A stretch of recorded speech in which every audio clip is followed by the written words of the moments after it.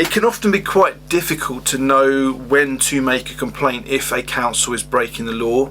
The reason I say that is it should be obvious, it should be something you do straight away. But certainly in my experience, having worked in local housing authorities, is that if you get some housing officers' backs up, they tend to take retaliatory action in some way. So it might be, as I kind of saw when I worked at Bedford Borough Council, when someone made a complaint and made a bit of a fuss, yes, the council might kind of begrudgingly follow the law, but they would make sure that person got the worst possible accommodation that they could find at the time. And so you have to kind of manage this. You're in a situation where there's a huge power imbalance, and the question is, when do you actually complain? And as a rule of thumb, certainly when I worked at Just Us, we would try to wait until the person was housed before we then raise it as a complaint, so that we avoided hopefully annoying the housing officer too much at the time when they might actually be able to kind of give someone rubbish quality accommodation. And I saw this case involving Sandwell Council where I think this guy lost out on about £10,000 roughly because he made a late complaint. And effectively, I'll put a link to it in the description of the video in terms of this case. It's on the LGSCO database that I put up on the website.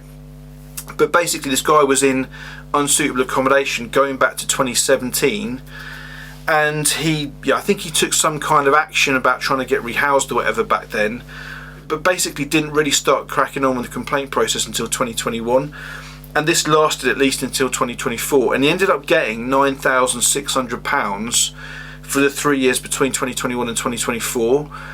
But reading as far as I can tell from reading it, he was in the same situation going right back to 2017, and because of the way the compensation is calculated, as in for every year you're there, essentially he missed out on more than half of the period that he was actually in unsuitable accommodation.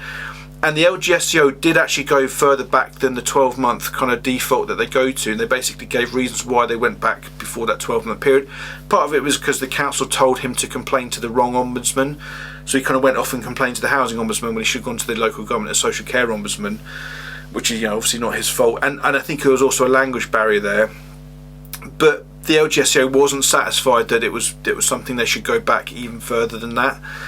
And so I guess kind of when you're trying to work out if and when you should complain, this would be certainly something to really focus your mind to think, okay, we definitely need to get the complaint to the council within 12 months of becoming aware of the issue.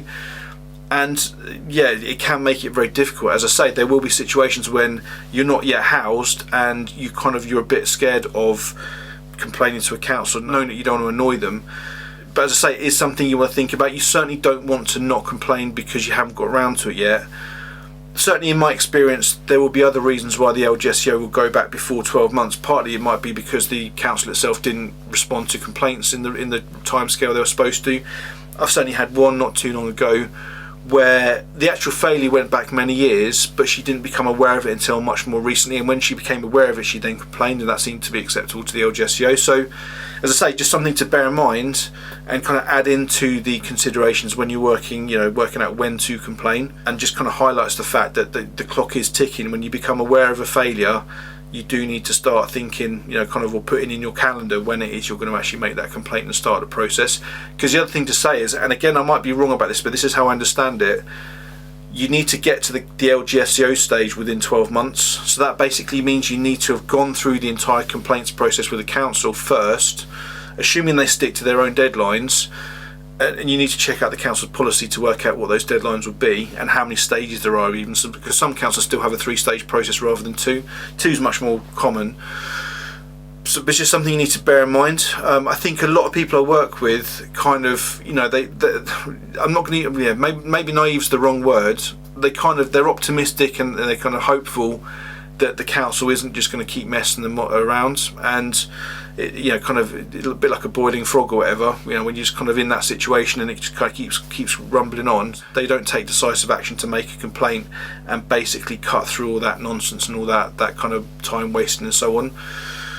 So have a look at the complaint, have a look at the LGSCO decision. As I say, great way to learn what the law is, but just bear in mind this is a good example of where you want to be on the ball and make sure you're raising issues when you have to.